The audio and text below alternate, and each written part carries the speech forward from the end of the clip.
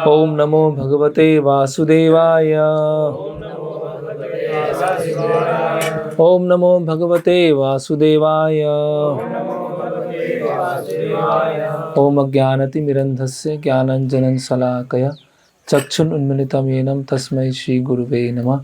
श्री चैतन्य मनोभीष्टं स्थापितं येन भूतले स्वयं रूप कदा मह्यं ददाति स्वापदान्तिकं।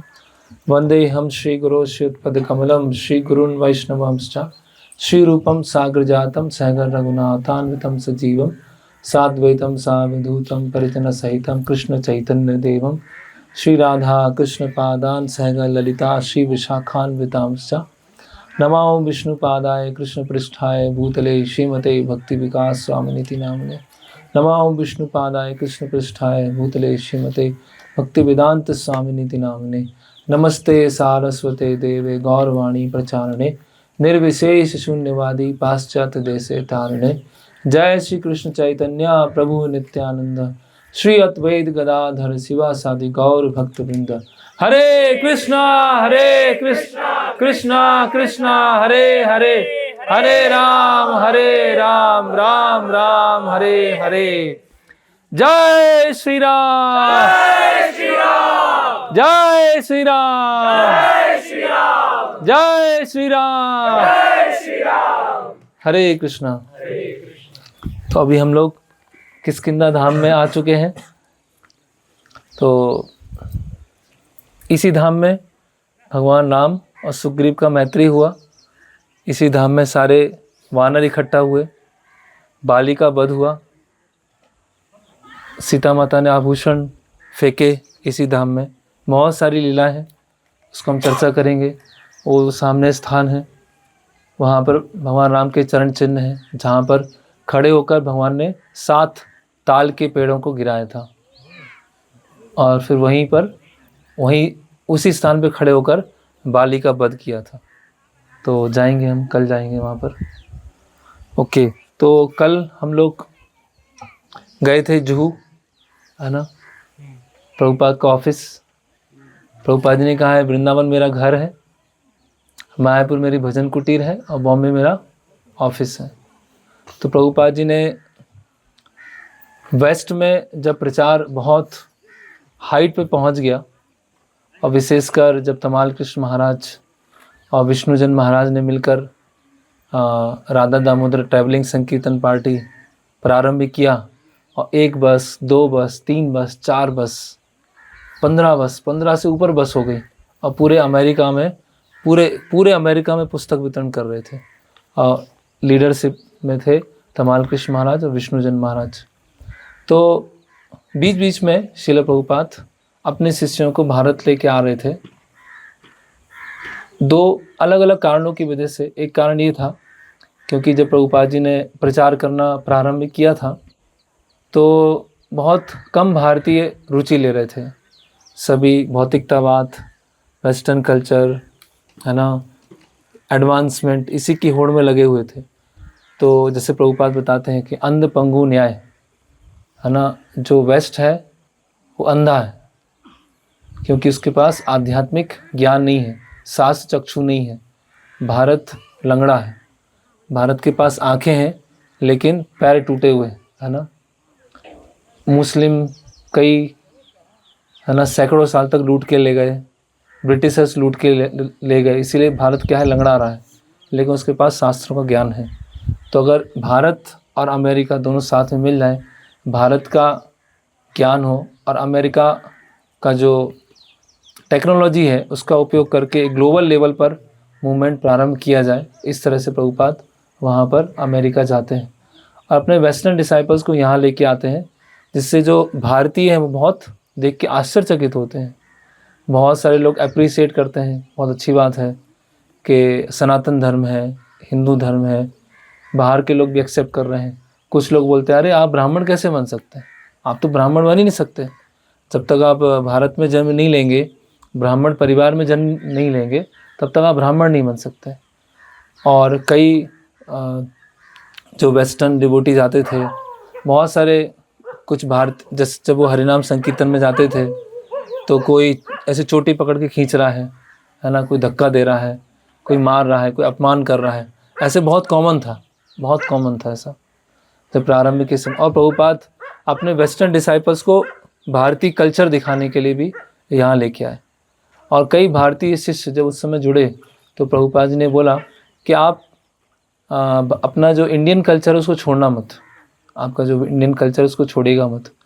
तो वेस्टर्न डिसाइपल्स को इंडिया लेके आए दिखाने के लिए कि इंडिया में लोग रहते कैसे हैं, कैसा उनका खान पान होता है, तो वो संस्कृति सिखाने के लिए लेके आए। तो प्रभुपाद विचार कर रहे थे कि भारत में अगर ठोस प्रचार करना है, सॉलिड प्रचार करना है, तो यहाँ पर मंदिर होना बहुत ज़रूरी है। क्योंकि भारत में प्रचार करने के लिए प्रभुपाद ने कहा है कि दो चीज़ों से लोग बहुत आकर्षित होते हैं भारतीय। एक है ऑपुलेंट डीटी वर्शिप और दूसरा है बड़े बड़े टेम्पल्स। इससे एक जन सामान्य लोगों को क्या आती है, श्रद्धा आती है। तो प्रभुपाद जी ने ऐसे ही स्ट्रेटेजी अपनाई भारत में कि भारत में अगर ये पैर जमाना है, इस्कॉन के जो पैर जमेंगे, उसके लिए प्रभुपाद ने हालांकि अलग अलग जगह पंडाल प्रोग्राम किए, अलग अलग जगह सूरत गए, इंदौर गए, जयपुर गए, विशाखापट्टनम, ऐसे अलग अलग जगह प्रभुपाद जी ने प्रचार किया। लेकिन प्रभुपाद ने देखा कि मंदिर की स्थापना करना ज़रूरी है, तब लोगों को क्या आएगी, श्रद्धा आएगी कि हमारा जो मूवमेंट है वो कोई बाहर का नहीं है। ऐसा नहीं कि अंग्रेज़ों का मूवमेंट है या विदेशी संस्था है, ऐसा नहीं है। ये भारत है ना, भारत की भूमि से ही जो भारतवर्ष है वहीं से भगवत गीता का प्रचार हुआ है, और मंदिरों को देखकर उनको एक श्रद्धा आएगी। तो प्रभुपाद जी ने विचार किया कि कौन सा शहर सबसे महत्वपूर्ण है। तो कुछ लोगों ने दिल्ली बताया, किसी ने कोलकाता बताया। प्रभुपाद जी ने कहा सबसे इम्पोर्टेंट शहर है बॉम्बे, है ना। जो बॉम्बे में होता है वो पूरे संसार को पता चल जाता है। इसीलिए अगर बॉम्बे में मंदिर बनेगा तो पूरे संसार को अपने आप पता चलेगा, और बॉम्बे में जो मंदिर में एक्टिविटी होगी वो हर जगह फैल जाएगी, है ना। तो फाइनेंशियल कैपिटल है इंडिया का। तो प्रभुपाद ने विचार किया कि बॉम्बे में, मुंबई में मंदिर बनना चाहिए, है ना। तो प्रभुपाद जब सुमति मुरारजी की सहायता से टिकट ले रहे थे, जलदूत के लिए टिकट का प्रयास कर रहे थे, और वहाँ पे जाने के लिए वीज़ा है, पी फॉर्म है, अलग अलग वो इकट्ठा कर रहे थे। तो सिंधिया एक स्टीम कॉलोनी थी, उसमें प्रभुपाद जी रहते थे, और प्रभुपाद जी अंधेरी स्टेशन उतरते थे, अंधेरी स्टेशन से जाते थे इस सिंधिया स्टीम कंपनी में, वहीं उसी एरिया में प्रभुपाद जी जाते थे। तो वहाँ पर कुछ भी सब मतलब बोल सकते हैं कि स्लम एरिया, स्लम भी थोड़ा अच्छा हो गया, मतलब वहाँ कुछ बना नहीं था। कीचड़ और चूहे, मच्छर, मक्खियाँ, सांप और सीवेज का पानी, वो पूरा उस लैंड में था। मतलब पूरा आसपास के कई एकड़ में ऐसा इस तरह से फैला हुआ था। और जो मेन मुंबई है, मेन मुंबई किस साइड था, हम दादर गए थे, दादर के और आगे जाते हैं मुंबई सेंट्रल है, ग्रांड रोड है, उस साइड मेन मुंबई है। मुंबई फैलता जा रहा है, अब तो बहुत फैल चुका है। तो उस समय जुहू एरिया में कुछ भी नहीं था, सब पूरा है ना दलदल जैसा, और मतलब बहुत, जैसे भोपाल में जैसे मान लीजिए पहले वो जो पीपल्स का ब्रिज था ना, पीपल्स का ब्रिज, उसके बाजू में कचड़े का पहाड़ लगा रहता था, बस वैसा एरिया था, ऐसा मान लीजिए, उस तरह से वो एरिया था। लेकिन प्रभुपाद जब 1965 में वहाँ से गुजरते थे, अंधेरी स्टेशन से उस कॉलोनी में जाते थे, तो प्रभुपाद विचार करते थे कि यहाँ पर कोई मंदिर बनना चाहिए, है ना। ये आगे चल के मुंबई का बहुत प्रोमिनेंट प्लेस बनने वाली है ना, बहुत, है ना, शहर के एकदम बीच में आने वाला है। ये प्रभुपाद का बहुत दूर का दृष्टिकोण था। और फिर प्रभुपाद जब भारत आते हैं अपने वेस्टर्न डिसाइपल्स को लेकर, तो प्रभुपाद फिर एक मिस्टर एन व्यक्ति था। तो मिस्टर एन वहाँ जो था बॉम्बे का एक रियल इस्टेट बिजनेस करता था, और उसका बहुत सारे अलग अलग कॉन्टेक्ट्स भी थे। वहाँ का जो म्यूनसिपल कॉरपोरेशन था उसमें भी उसकी अच्छी एक पोस्ट थी। तो इस तरह से एक मतलब अच्छा ऐसा व्यक्ति बोल सकते हैं कि बहुत नामी व्यक्ति था वहाँ का मिस्टर एन। तो मिस्टर एन जो था उसका प्रभुपाद जी के साथ संबंध अच्छा था, और प्रभुपाद जी के एक शिष्य हैं श्याम सुंदर प्रभु। तो उनकी बेटी थी सरस्वती, है ना, छोटी 3-4 साल की बेटी थी। तो मिस्टर एन वो सरस्वती के देख के बहुत खुश होता था, बहुत आकर्षित होता था। तो इस तरह से श्याम सुंदर प्रभु के साथ में भी मिस्टर एन के अच्छे संबंध थे। तो प्रभुपाद जी ने मिस्टर एन के साथ डील किया कि ये हम लैंड, ये टुकड़ा हम लेना चाहते हैं, यहाँ पर हम मंदिर का निर्माण करना चाहते हैं। तो मिस्टर एन क्या है, बहुत खुश हुआ, अच्छा है। और डील हुआ कि ये जो पूरा 5 एकड़ लैंड है, वो पूरा वो 5 एकड़ है जहाँ हम मंदिर गए थे। तो 5 एकड़ लैंड जो है उसका कीमत होगा 14 लाख, 14 लैक्स, है ना। आज वहाँ का कीमत है कम से कम, उस पूरे लैंड का कीमत है 150 करोड़, 150 से 200 करोड़ उस केवल लैंड का कीमत है। बिल्डिंग तो छोड़ दीजिए, लैंड इतने का है। मतलब एक एकड़ कितने का हुआ, 30 करोड़, 25 से 30 करोड़, हाँ ऐसे ही होगा, और अधिक ही हो सकता है, क्योंकि भोपाल में भी कुछ एरिया है जहाँ पे 1 एकड़ करोड़ों में है। तो ये तो मुंबई है, मुंबई। तो प्रभुपाद जी ने डील फाइनल किया कि 14 लाख हम देंगे, और उसमें एग्रीमेंट हुआ, सेल्स एग्रीमेंट। और सेल्स एग्रीमेंट में ये हुआ कि सबसे पहले हम आपको 50,000 देंगे, 50,000 देंगे, उसके बाद फिर 50,000 देंगे, और जब 1 लाख आपको दे देंगे तो हमारे जो जितने भक्त हैं वो लैंड पे शिफ्ट हो जाएंगे, है ना, लैंड पे हम लोग शिफ्ट हो जाएंगे। और उसके बाद फिर 1 लाख और देंगे, तो उसके बाद आप हमें डीड दे देंगे। डीड मतलब कानूनी दस्तावेज। आपको एक मतलब एक एग्रीमेंट जो है वो बाई लॉ अभी पास हो गया है कि लैंड किसको बिलोंग करती है, इस्कॉन को बिलोंग करती है। जब तक वो डीड मिस्टर एन इस्कॉन को नहीं देगा, कब देगा, 2 लाख मिलने के बाद, उससे पहले इस्कॉन का लैंड नहीं है।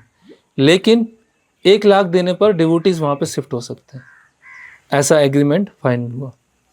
तो क्या एग्रीमेंट हुआ, कितने का लैंड है, 14 लैक्स का, ठीक है। डिवोटीज कब शिफ्ट हो सकते हैं लैंड पर, 1 लाख पर।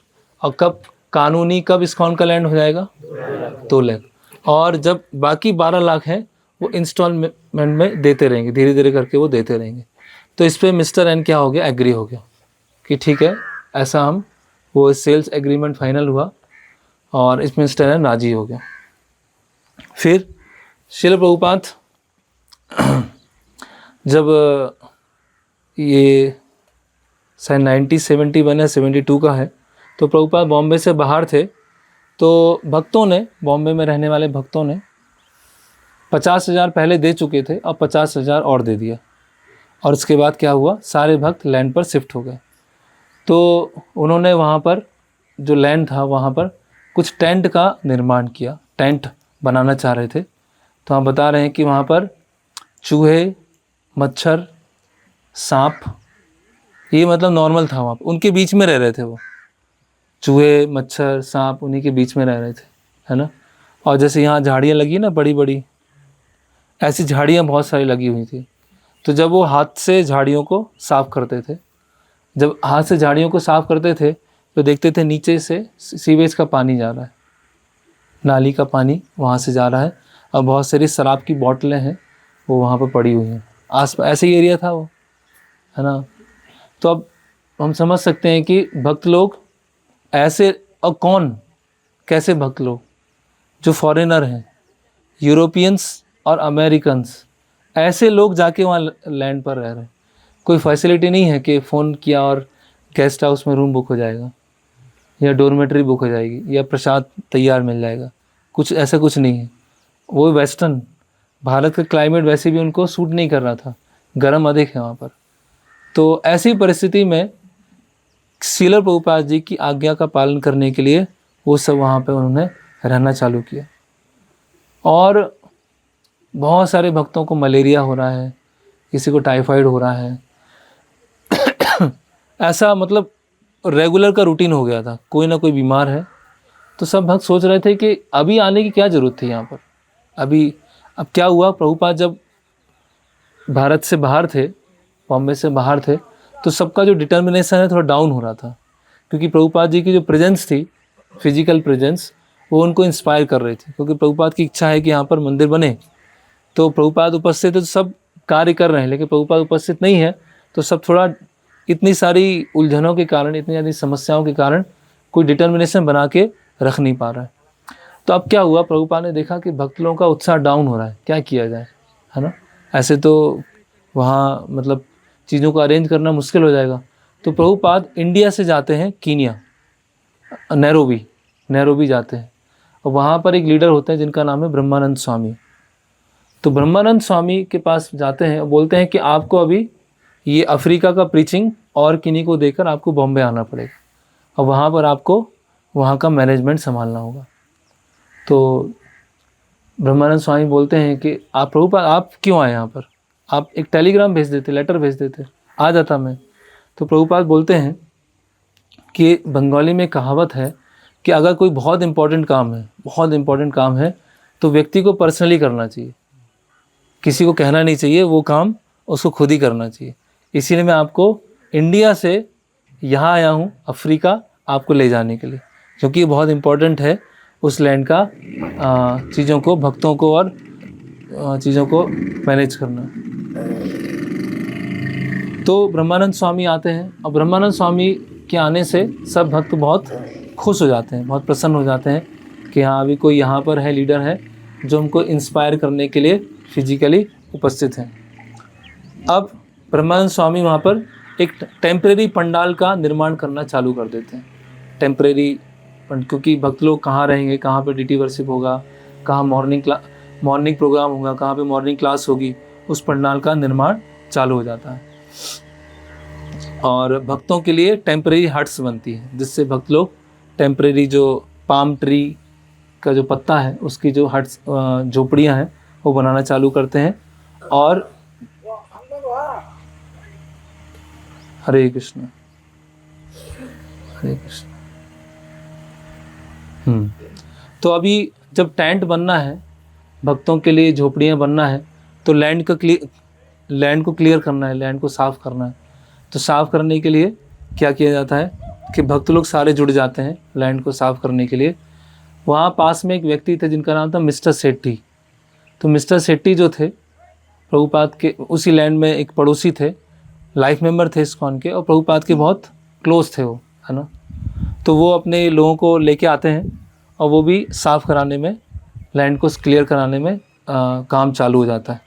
और जो मिस्टर एन है वो भी अपने लेबर्स को लेके आता है और वो भी मदद करना चालू कर देता है कि लैंड की सफाई करना चालू हो। तो अब क्या होता है, प्रभुपाद एक स्ट्रेटेजी प्लान करते हैं कैसे ये लैंड, है ना, हाथ से जानी नहीं चाहिए। तो प्रभुपाद क्या करते हैं कि राधा रास बिहारी जो हैं उनकी इसी टेंट में स्थापना करेंगे। अगर एक बार यहाँ स्थापना हो गई और सबको पता है कि यहाँ मंदिर है तो कोई ऑब्जेक्शन नहीं उठाएगा। तो उसका एक स्पिरिचुअल रीज़न भी है कि अगर राधा रास बिहारी यहाँ पर आते हैं तो सारे भक्तों की इच्छा होगी कि उनके लिए एक भव्य मंदिर का निर्माण किया जाए, वो कैसी स्थिति में अभी रह रहे हैं। और दूसरा एक लीगल टैक्टिक्स है प्रभुपाद का कि अगर यहाँ पर आ जाएगा डिटीज़ तो कोई भी ऑब्जेक्शन नहीं, क्योंकि सबकी क्या होती है, सिंपैथी होती है ना। सबका एक टेंपल के प्रति क्या होता है, एक सहानुभूति होती है। तो प्रभुपाद ने, तो ये जो डीटीज़ थे राधा रास बिहारी जी के डीटीज़, वो सबसे पहले बॉम्बे में क्रॉस मैदान जो पंडाल प्रोग्राम हुआ था वहाँ पर राधा रास बिहारी जी आए थे। उसके बाद उनको प्रोसेसन में चौपाटी ले गए थे। फिर यहाँ बताया गया है कि आकाश गंगा अपार्टमेंट्स थे, उन राधा रास बिहारी को वहाँ स्थापित किया गया था।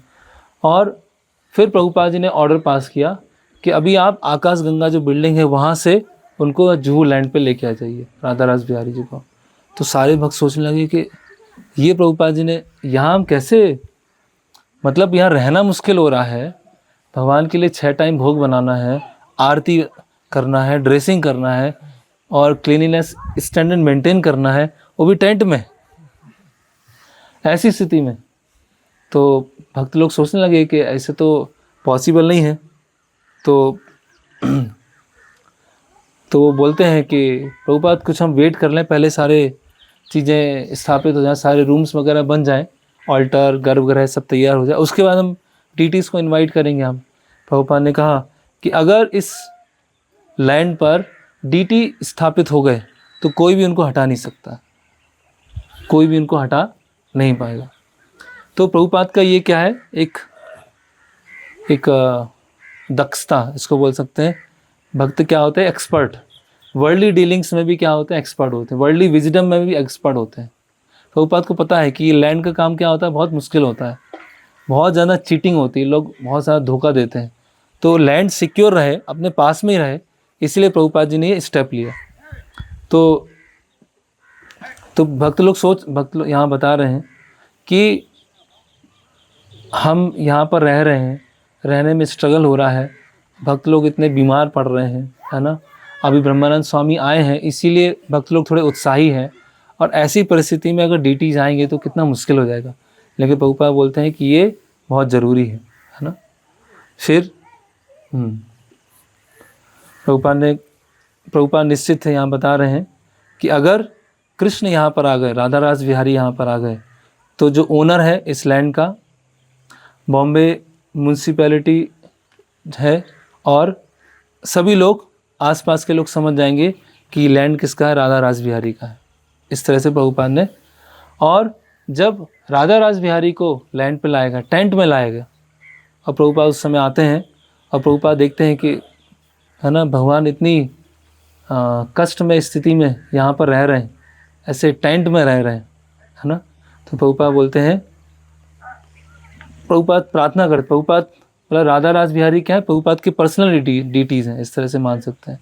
प्रभुपाद ने बहुत सारे अलग, कृष्ण बलराम है, माँ राधा माधव है, राधा गोविंद है, राधा लंडनेश्वर है, अलग अलग विग्रहों की स्थापना किया। लेकिन राधा रास बिहारी के प्रति प्रभुपाद का क्या था, एक पर्सनल इमोशनल स्पिरिचुअल अटैचमेंट था राधा रास बिहारी के प्रति, है ना। तो प्रभु बोलते हैं, Prabhupada, my dear sir, please remain here, कि आप यहाँ पे रहिए। I shall build a beautiful temple for you, मैं आपके लिए एक बहुत सुंदर मंदिर बनाऊंगा। तो ये प्रभुपाद जी ने राधा रास बिहारी को व्यक्तिगत रूप से वचन दिया, पर्सनल उन्होंने कमिटमेंट किया, वचन दिया राधा रास बिहारी जी को कि मैं आपके लिए एक सुंदर मंदिर का निर्माण करूँगा। तो अगर भगवान को वचन दिया है तो वो तो, और शुद्ध भक्त ने वचन दिया है, तो एक कितने भी अनंत ऑब्स्टिकल्स आ जाएंगे, अनलिमिटेड ऑब्स्टिकल्स आ जाएंगे, लेकिन बन के ही रहेगा, कुछ भी हो जाए, है ना। ओके, तो क्या क्या हो गया अभी। सबसे पहले एग्रीमेंट फाइनल हो गया, भक्त लोग लैंड पे शिफ्ट हो गए, एक लीडर आ गए वहाँ पर, ब्रह्मानंद महाराज आ गए, डीटीज़ आ गए, है ना। डीटीज़ के लिए टेंट बन गया है, भक्तों के लिए हट्स बन गए हैं, मॉर्निंग प्रोग्राम के लिए टेंट बन गया है। अब क्या हुआ, पंडाल प्रोग्राम। प्रभुपाद ने कहा अब इस जगह को फेमस करना है, इस लैंड को फेमस करना है। ऐसा नहीं कि हम कहीं किसी कोने में हैं, वहाँ कुछ चल रहा है, कुछ लोग वहाँ रहते हैं, अपना वर्शिप करते हैं। प्रभुपाद ने विचार किया कि अब सबको यहाँ पे अट्रैक्ट करना है ना। अभी तक लैंड इस्कॉन की हुई नहीं है ना। तो प्रभुपाद बॉम्बे में आते हैं और पंडाल प्रोग्राम करते हैं उसी जगह पर, उसी लैंड पर, है ना। तो जब प्रभुपाद जी ने वहाँ क्रॉस मैदान में पंडाल प्रोग्राम किए थे, तो वहाँ पर 10,000 लोग, 8,000 लोग, 15,000 लोग, इतने लोग अटेंड करने आते थे प्रभुपाद जी के लेक्चर। यहाँ पर आते हैं 500 लोग, 800 लोग, इतने ही लोग आ रहे हैं। लेकिन प्रभुपाद यहाँ पंडाल प्रोग्राम करने से क्या है, बहुत संतुष्ट हैं, क्योंकि खुद की ज़मीन पे कर रहे हैं, खुद की लैंड पे कर रहे हैं, राधा रास बिहारी जी हैं, है ना। और वहाँ पर कीर्तन होता है ना, जोरदार कीर्तन होता है। और प्रभुपाद ने सिस्टम बनाया कि रोज़ 125 लोगों को फ्री प्रसादम डिस्ट्रीब्यूट होगा, 125 प्लेट प्रसाद डिस्ट्रीब्यूट करेंगे। क्योंकि प्रसाद डिस्ट्रीब्यूशन करने से क्या होगा, लोग आएंगे, लोग बात फैल जाती है, अरे वहाँ फ्री में प्रसाद मिलता है, अरे वहाँ पे वो मिलता है।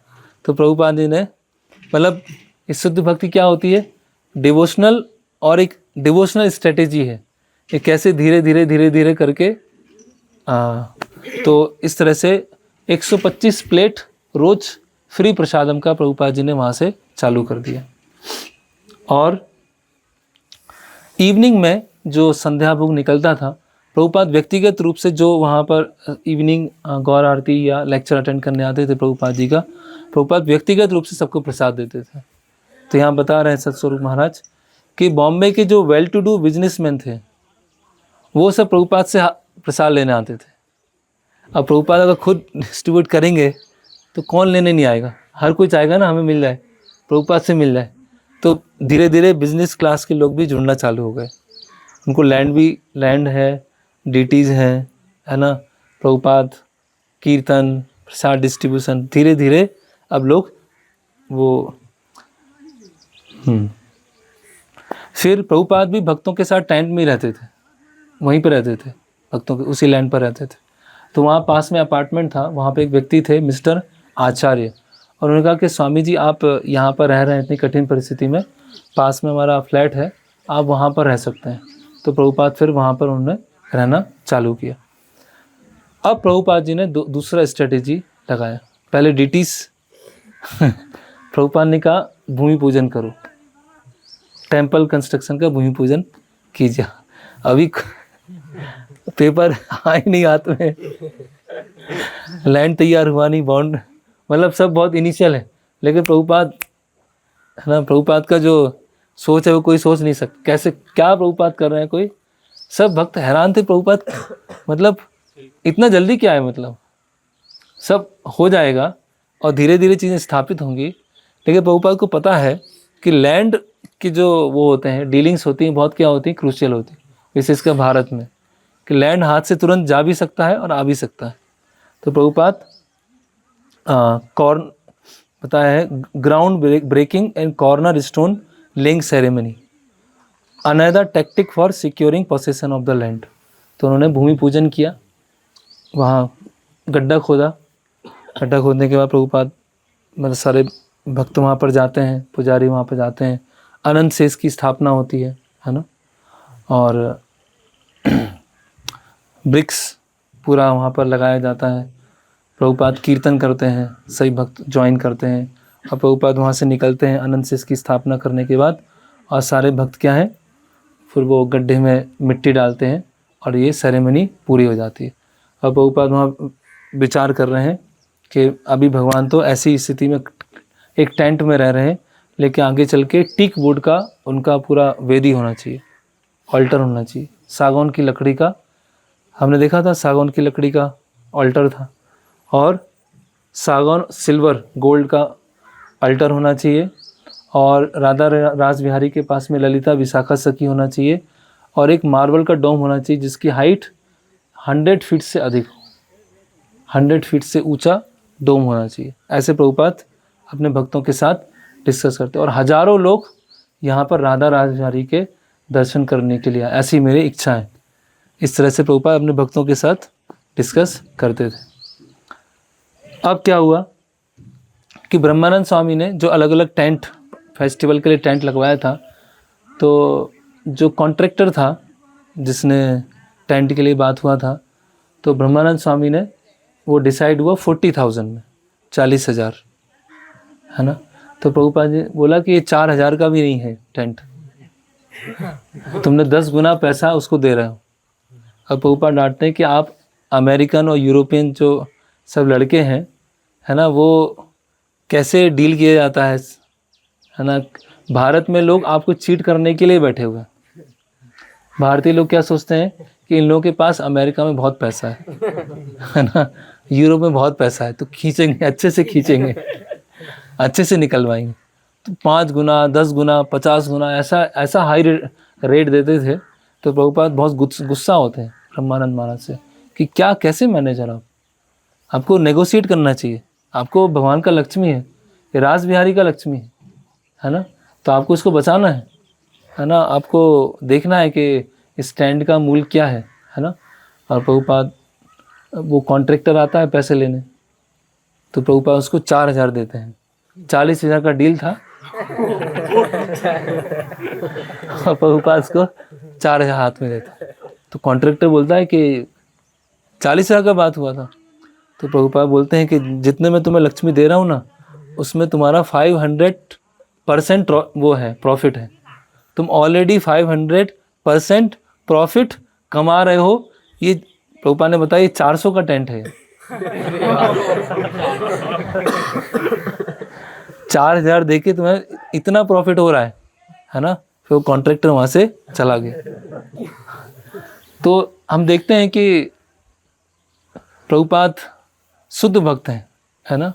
प्रभुपाद ऐसा नहीं है कि सुबह सुबह कृष्णा दिखाई दे रहे हैं, चैतन्य महाप्रभु दिखाई दे रहे हैं, है ना, और चैंटिंग कर रहे हैं। प्रभुपाद एक्टिवली पूरा वर्ल्ड में इन्वॉल्व है ना। कैसे डीड फाइनल करनी है, कौन से मैनेजर को यहाँ लेके आना है, कैसे भक्तों को उत्साह देना है, कैसे मिसलाइन से डील करना है, कैसे पंडाल प्रोग्राम करना है, कैसे अलग अलग स्ट्रेटेजी अपनाना है, सब प्रभुपाद इस पे ध्यान दे रहे हैं। तो इसीलिए प्रभुपाद के जीवन से ये समझते हैं कि भक्ति क्या है, एक प्रैक्टिकल सर्विस है, प्रैक्टिकल मेडिटेशन, व्यवहारिक स्तर पर ध्यान करना है ना। योगियों का ध्यान कैसा होता है, बैठ के ध्यान कर रहे हैं, लेकिन प्रभुपाद जी का ध्यान क्या है, सेवा में ध्यान करना है, सेवा करते हुए भगवान का ध्यान करना है। सेवा को छोड़कर भगवान का ध्यान करेंगे तो वो कैसा हो जाएगा, वो वास्तव में ध्यान नहीं है ना, वो एक मायावादी या योगी जैसा ध्यान है। लेकिन भक्ति योगी कैसे ध्यान करते हैं, सेवा करते हुए ध्यान करते हैं, एक्टिव भक्त क्या होते हैं, और अधिक एक्टिव होते हैं। तो प्रभुपाद हमेशा ध्यान रखते थे कि कोई भी उनके शिष्यों को चीट ना करे, कोई भी धोखा नहीं करे। और जो अमेरिकन डिसाइपल थे, विशेषकर जो इंडिया में थे, वो हमेशा धोखा खाई जाते थे, क्योंकि उनको भारत का जो डीलिंग था वो समझने में, है ना, कैसे किया जाए, थोड़ा सा प्रॉब्लम होती थी। ओके, अब क्या होता है, अब समस्याएं थोड़ा बढ़ना चालू होती। कैसे समस्या चालू, कि भक्त लोग रोज़ आरती कर रहे हैं, मंगला आरती, श्रृंगार दर्शन, गौर आरती, कीर्तन हो रहा है। तो आसपास के अपार्टमेंट के लोग बोलने लगे कि ये क्या यहाँ पे न्यूसेंस चालू हो गया है, हमेशा कीर्तन ही चलता रहता है। और सब इकट्ठे होना चालू हो गए कि ये न्यूसेंस तो नहीं होना चाहिए। आप लोगों ने एक लेक्चर सुना भी होगा प्रभुपाद का जुहू में, सब लोग यहाँ बोलता है कि कीर्तन न्यूसेंस करते हैं लोग, है ना, इनको ये न्यूसेंस लग रहा है इनको, ऐसे प्रभुपाद सुना है ना लेक्चर। तो इस तरह से आसपास के लोगों ने कंप्लेन करना चालू कर दिया। और उन्होंने बताया, इसमें बताया गया कि वो जो लैंड मिस्टर एन की है, जो जूहू लैंड थी, और जो अपार्टमेंट थे वो भी मिस्टर एन के थे। तो मिस्टर एन जो था, पैसे जल्दी लेने में बहुत एक्सपर्ट था, लेकिन काम कराने में बहुत स्लो था। तो उसने बहुत समय से प्लम्बिंग वर्क नहीं हुआ था उस बिल्डिंग का, और वाटर सप्लाई का जो सिस्टम था वो अच्छे से नहीं बना था। इस तरह भी लोग परेशान थे कि ये मिस्टर एन का दिए हुए जो अपार्टमेंट है उसमें ऑलरेडी पानी की बहुत समस्या आ रही है। फिर वहाँ पे कुछ क्रिश्चियन थे, कन्वर्टेड क्रिश्चियन, तो वो सोचने लगे कि हमारे बच्चे हिंदू ना बन जाए, वैष्णव ना बन जाए, है ना। कुछ लोग बोलने लगे कि ये डिवोटीज़ के आने से, इतना शोर शराबा करने से हमारी जो प्राइवेसी है वो भंग हो रही है ना। और कुछ लोग कहने लगे कि यहाँ पर बहुत सारी अविवाहित स्त्रियाँ रहती हैं, अविवाहित पुरुष रहते हैं, तो यहाँ पर इतने सारे लोग जूहू लैंड पर रह रहे हैं, तो ये तो अच्छा नहीं है, इन लोगों को यहाँ से जाना चाहिए। तो इस तरह से जो आसपास के लोकल के कुछ लोग हैं वो थोड़ा सा धीरे धीरे विरोध में आना चालू कर दिए।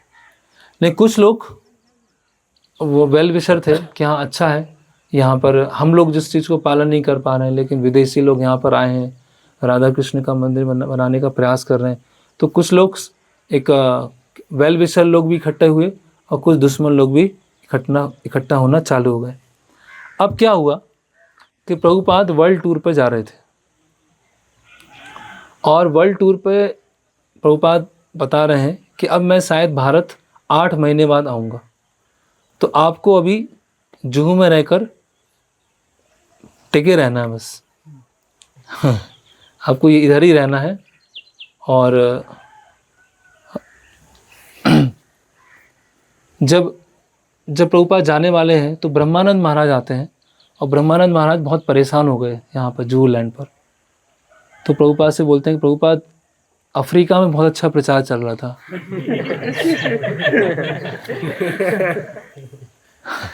क्यों ना मैं अफ्रीका वापस चला जाऊँ। तो प्रभुपाद समझ गए कि मुश्किल है। फिर एक मधुदीत स्वामी थे, तो मधुदीत स्वामी के बारे में प्रभुपाद सोचते हैं कि उनको यहाँ का मैनेजर बनाते हैं। तो मधुदीत स्वामी बोलते हैं कि मुझे यहाँ पर उत्साह नहीं आ रहा है यहाँ जुहू में, तो मुझे कुछ चेंज चाहिए। तो प्रभुपाद बोलते हैं क्या क्या क्या सोच रहे हैं? बोले मैं ऑस्ट्रेलिया जाना चाहता हूँ प्रचार करने के लिए। तो प्रभुपाद बोलते हैं मैं ऑस्ट्रेलिया ही जा रहा हूँ टूर पर, चलो मेरे साथ में चलो। तो प्रभुपाद मधुदीत महाराज को ऑस्ट्रेलिया ले जाने के लिए तैयार हो गए। अब फिर से जुहू में क्या स्थिति आ गई, कोई मैनेजर है ही नहीं। वैसे भक्त लोग है ना, आपस में झगड़ा, आपस में क्योस, परिस्थिति ऐसी, नेवर ऐसे, अब क्या किया जाए। तो वहाँ पर एक गिरिराज ब्रह्मचारी, गिरिराज प्रभु थे, यंग 20-21 साल के, है ना, a young Brahmachari and preacher in making ISKCON life members. तो बहुत कम उम्र थी, 20-22 साल के थे। तो प्रभुपाद देखते हैं कि गिरिराज जो प्रभु हैं उनको यहाँ का मैनेजर बनाते हैं। तो प्रभुपाद तो एम्पावर करने में बहुत एक्सपर्ट हैं। किसी को कुछ भी नहीं आता उससे वो करवा लेंगे प्रभुपाद। कुछ भी नहीं आता उससे मंदिर बनवा लेंगे, उससे सब करवा लेंगे। ऐसे प्रभुपाद पोटेंसी है और दूसरों को एम्पावर करते हैं। अगर सामने वाले को उस फील्ड का कोई भी एक्सपीरियंस नहीं है, फिर भी प्रभुपाद के संग से, प्रभुपाद के निर्देश से वो व्यक्ति ऐसे कार्य करना चालू कर दे। सोचता अरे मैं ऐसा भी कर सकता था, मुझे तो पता ही नहीं था कि मैं ये भी कर सकता हूँ। तो गिरिराज दास ब्रह्मचारी बहुत ही सिंपल, सबमिसिव और वर्ल्डली डीलिंग्स उनको इतनी अच्छे से नहीं आती थी। अच्छे ब्रह्मचारी थे, अच्छे भक्त थे, लेकिन संसार में कैसे डील किया जाए उसमें इतने एक्सपीरियंस नहीं था। 20-21 साल में तो इतना नहीं आता है। आप में से सब बहुत सारे 20-21 साल के हैं, तो सबको लीगल चीज़ें इतना सब नहीं आती हैं, लेकिन प्रभुपाद ने उनको वहाँ पर मैनेजर बनाया। तो प्रभुपाद गिरिराज महाराज से पूछते हैं, तो गिरिराज आप करेंगे ना? तो गिरिराज बोलते यस प्रभुपाद। जैसा आप कहेंगे वैसा मैं करूँगा। Yes Prabhupada, what ever you से।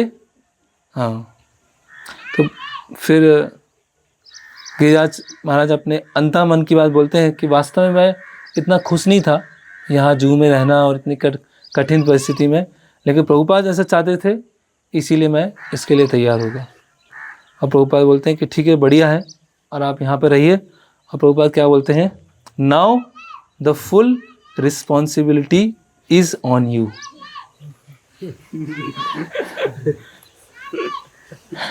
20 साल के ब्रह्मचारी, पूरी रिस्पॉन्सिबिलिटी आपके ऊपर है। सोचिए, ऐसे इस तरह से प्रभुपाद सेवाएं अलॉट करते थे। गिरिराज जो महाराज हैं, उनके पिता अमेरिका के बहुत, है ना, वो कुछ ऑफिशियल लेवल पे भी बहुत बड़े व्यक्ति थे। अब जब गिरिराज प्रभु ने, महाराज ने ज्वाइन किया था, तो उनके पिता आए और उनको ब्लैंक चेक दे दिया प्रभुपाद जी का कि आपको जितना इसमें भरना है भर दीजिए, बेटे को वापस कर दीजिए। तो प्रभुपाद जी बोलते मैंने तो नहीं रखा है इसको, मैंने तो नहीं रखा, ले जाओ इसको, मैंने तो किसी को रोक के नहीं रखा। तो गिरिराज प्रभु बोलते हैं कि प्रभुपाद मैं तो नहीं जाऊँगा, मैं तो यहीं रहना, आप चेक भी रख लीजिए, मुझे भी रख लीजिए।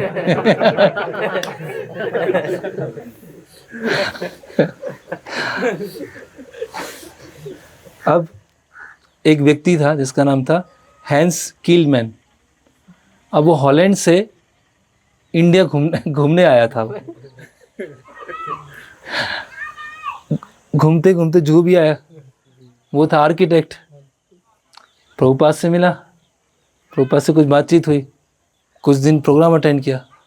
प्रभुपाद ने निश्चित किया कि इसको आर्किटेक्ट, मंदिर का आर्किटेक्ट ये मंदिर के जो मैनेजर हैं उनको 1-2 साल अभी हुआ नहीं, मतलब नए नए हैं। आर्किटेक्ट वो विजिट करने आए थे, वो आर्किटेक्ट ऑन द स्पॉट। तो प्रभुपाद हैंस किलमैन को बोलते हैं कि आप यहाँ पर हरे कृष्णा सिटी मैं बनाना चाहता हूँ, बॉम्बे में हरे कृष्णा सिटी। तो उसके लिए आप यहाँ पर डिज़ाइन बनाना चालू कीजिए, है ना। तो प्रभुपाद बोलते हैं नाउ यू लिसन केयरफुली, है ना, क्या आप ध्यानपूर्वक सुने, कृष्ण ने आपको यहाँ भेजा है। कृष्ण ने आपको यहाँ भेजा है, तो आप उनके लिए बहुत अच्छे मंदिर का डिज़ाइन चालू कीजिए। और आपको बहुत बस सिंसियर होना है, डरने की कोई ज़रूरत नहीं है। तो हैंस बोलते हैं आई वॉज कम्प्लीटली सरेंडर। और ये मेरे लिए क्या था, बहुत एक्सटेसी की बात थी कि मुझे भगवान के मंदिर को डिज़ाइन करने का अवसर मिल रहा है। तो प्रभुपाद ने हैंस किलमैन को अपने रूम में बुलाया और उनको फ़ोटोग्राफ्स निकाले, कुछ प्रभुपाद जी के पास थे। और प्रभुपाद जी ने जो गोविंद देव जी का मंदिर है उसके फ़ोटोग्राफ्स दिखाए हैंस किलमैन को। बोले मैं ऐसा मंदिर चाहता हूँ, है ना, कि बीच में एक आंगन होना चाहिए, 3 ऑल्टर्स होना चाहिए, यहाँ ऑफिसेस होना चाहिए। ऐसे प्रभुपाद जी ने सब कुछ वहाँ बताया। अभी हमने देखा ना आंगन है ना, आंगन है, जैसे वहाँ हम जाएंगे वृंदावन में बीच में आंगन है ना। तो इस तरह से प्रभुपाद ने फोटोग्राफ्स बताए। प्रभुपाद ने बोला कि प्रभुपाद ने कहा कि आप इस तरह से डिज़ाइन बनाना चालू कीजिए। और प्रभुपाद जी ने खुद पेंसिल रूलर से उनको खींच के बताया, है ना, कि इस तरह से मैं चाहता हूँ। अब क्या हुआ, फिर प्रभुपाद जी ने गिरिराज जो ब्रह्मचारी हैं उनको बोला कि मंदिर के कंस्ट्रक्शन में 64 लाख फंड्स की आवश्यकता है। तो आप क्या कीजिए कि फंड रेजिंग चालू कर दीजिए। बस आपको कितने लाना है, 64 लाख लेके आना है। और वो भी जिम्मेदारी, मतलब वो इतनी जिम्मेदारी आ गई गिरिराज महाराज प्रभु के ऊपर। और यहाँ बता रहे हैं सत्स्वरूप महाराज कि भक्तों को कोई आइडिया था ही नहीं कि फंड कैसे रेज किया जाता है, कोई आइडिया नहीं है, और 64 लाख लेके आना है, कोई आइडिया ही नहीं। तो प्रभुपाद जी से बोलते हैं कि प्रभुपाद हम कैसे करेंगे, हम फंड रेज करेंगे कैसे, है ना। उस समय भक्तों का मूड क्या था, बोल दिया तो बस करना है। अब करना कैसे है वो एक अलग बात है, ऐसा नहीं है कि करें कि नहीं करें, वो बोल दिया है, वो आता है नहीं आता वो अलग बात है, बोल दिया तो करना है बस। तो इस तरह से गिरिराज महाराज बोलते हैं कैसे किया जाए। बोले आप जो बॉम्बे के जो प्रभावशाली लोग हैं उनसे मिलिए, हमारे कुछ लाइफ मेंबर्स हैं उनसे मिलिए, उनके जो कॉन्टैक्ट्स हैं उनसे मिलिए, और एक भेंट नाम सिस्टम चालू कर सकते हैं कि जो गेस्ट रूम बनाएंगे वो एक डोनेशन देगा, और रूम उसके जब तक वो जीवित है तब तक उसका उसके परिवार का रूम है, और जब उस डोनर की मृत्यु हो जाएगी तो वो फिर इस्कॉन का रूम होगा। मतलब लीगली उस डोनर का रूम नहीं होगा। ऐसे कई जगह होता है ना, महीने में आप 10 दिन रुक सकते हैं, वृंदावन में कई धर्मशालाएं होती हैं, आप डोनेशन दीजिए, महीने में 3 दिन रुक सकते हैं, या साल में 30 दिन रुक सकते हैं। तो इस तरह से प्रभुपाद ने भेंट नाम सिस्टम गिरिराज महाराज को बताया। फिर प्रभुपाद फिर बोलते हैं कि सबसे इम्पोर्टेंट क्या है, कंस्ट्रक्शन चालू होने से पहले डीड हमारे हाथ में होना चाहिए। उससे पहले हम कोई कंस्ट्रक्शन चालू नहीं कर सकते, क्योंकि उससे पहले तब तक ये प्रॉपर्टी इस्कॉन की नहीं है अभी लीगली। वो उनको गिरिराज महाराज को स्पेसिफिक उन्होंने निर्देश दिया कि इससे आपको मिस्टर एन से ये डीड ले लेनी, जैसे 2 लाख उसको देंगे डीड हमारे हाथ में आ जाना चाहिए, है ना। और ये मिस्टर एन है, डीड देने में लेट कर रहा था, 2 लाख का पेमेंट हो गया, 2 लाख का पूरा पेमेंट हो गया, और मिस्टर एन लटकाया हुआ है, वो दे ही नहीं रहा है ना। और प्रभुपाद अभी निकल रहे हैं अपने वर्ल्ड टूर के लिए। फिर एयरपोर्ट पर आते हैं सब, प्रभुपाद जी को वर्ल्ड टूर पर जाने के लिए उससे पहले मिलते हैं। तो प्रभुपाद वहाँ बैठे रहते हैं एयरपोर्ट पर, और मधुदास महाराज जोरदार कीर्तन करते हैं, जोरदार, और सारे भक्त नाच रहे हैं एकदम। प्रभुपाद बोलते हैं कि अगर आप इस तरह से यहाँ कीर्तन करते रहोगे बॉम्बे में, तो मुझे भरोसा है कि हमारा बॉम्बे प्रोजेक्ट सफल हो जाएगा, हमारा बॉम्बे जो मंदिर है वो बन जाएगा। और जो मिसिस एन है वो भी प्रभुपाद जी को छोड़ने के लिए आई थी। तो प्रभुपाद देखते हैं अच्छा वो मिसिस एन भी आई हैं। तो प्रभुपाद बोलते हैं आप भी अभी हरे कृष्णा हो रही, धीरे धीरे आप भी हरे कृष्णा वाली बन जाएंगी। अब यहाँ पर सतस्वरूप महाराज बता रहे हैं कि प्रभुपाद जी का एक एक्स्ट्रा ऑर्डिनरी क्वालिटी थी कि भौतिक जगत के भाग को वो आध्यात्मिक जगत में बदलना, कि ये पार्ट है भौतिक जगत का, उसको आध्यात्मिक जगत कैसे बनाया जाए, ये प्रभुपाद जी का हमेशा विज़न रहता था। जो अधिकतर ट्रांसेंडेंटलिस्ट हैं, जो अधिकतर लोग हैं, इस भौतिक जगत से भागना चाहते हैं, इस भौतिक जगत से निकलना चाहते हैं, लेकिन प्रभुपाद भौतिक जगत को ही आध्यात्मिक जगत में बदलना चाहते हैं, है ना। भौतिक जगत के भाग को आध्यात्मिक जगत में बदलना चाहते हैं, और उसके लिए कुछ भी वो करने के लिए तैयार है। उसके लिए कितना भी हेडेक, समस्याएं, परेशानी, दुख वो लेने के लिए तैयार है। जिस तरह से नारद मुनि क्या है, अभक्तों को भक्त बनाने में क्या है, बहुत एक्सपर्ट है। तो उसी तरह से प्रभुपाद क्या है, नारद मुनि की तरह एक टच स्टोन है। जो भी प्रभुपाद के संपर्क में आता है वो ऐसा हो ही नहीं सकता कि प्रभुपाद से प्रभावित ना हो, ऐसा हो ही नहीं सकता। तो कुछ लोग प्रभुपाद जी को क्रिटिसाइज करते थे, अरे तो बिजनेसमैन है, सन्यासी के बेस में बिजनेसमैन है।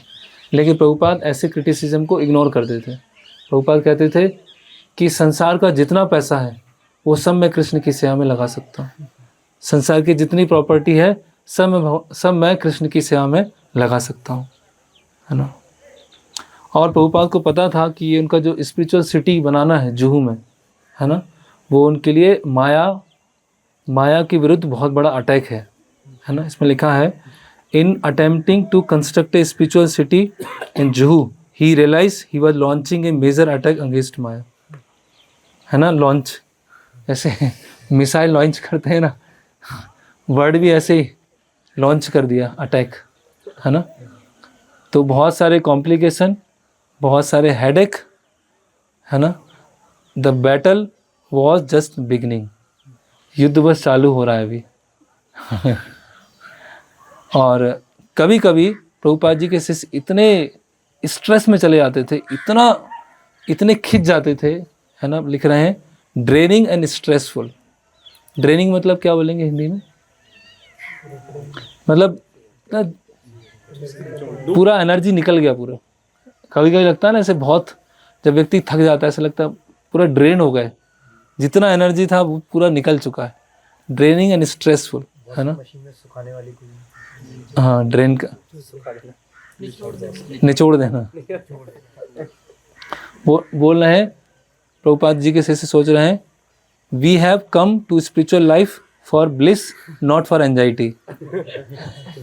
हम ऐसा सोच के आए थे भक्ति में, इसलिए सोच के आए थे कि हमें आनंद मिलेगा, चिंता नहीं मिलेगी। और प्रभुपाद चिंता पे चिंता भक्तों को दिए जा रहे हैं। प्रभुपाद जी की जो उपस्थिति थी सबको बहुत उत्साह करती थी, लेकिन प्रभुपाद अभी वर्ल्ड टूर पर जा रहे हैं। और प्रभुपाद बताते हैं भक्ति विनोद ठाकुर का, तुम्हार सेवाए दुख होए जत, से ही तो परम सुख, सेवा सुख दुख परम संपद नासे अविद्या दुख। भक्तों को बताते हैं कि भगवान आपकी सेवा में जो जितने भी दुख हैं वो बहुत बड़ा सुख है। तुम्हार सेवाए दुख होए जत, से ही तो परम सुख है ना।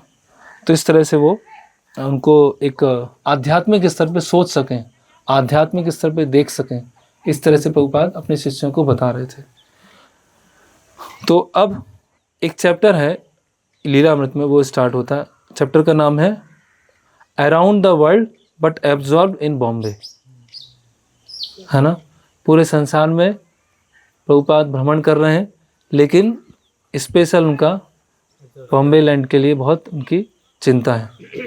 ओके, अब प्रभुपाद कहाँ होते हैं, अब क्या कहाँ तक कर लिया हमने, कहाँ पहुँच गए अभी, डीटीज आ गए, फिर क्या क्या हुआ, 2 लाख दे दिया, और पंडाल प्रोग्राम हो गया, और भूमि पूजन हो गया, और हाँ उनको मैनेजर बना दिया, और आर्किटेक्ट आ गया, और फंड रेजिंग आ गया, है ना। हाँ, प्रभुपाद अभी ऑस्ट्रेलिया जा चुके, तो सब प्रभुपाद वहाँ पर सेट करके गए हैं। अब क्या होता है, प्रभुपाद पहुँचते हैं हवाई। हरे कृष्णा, जय श्री राम।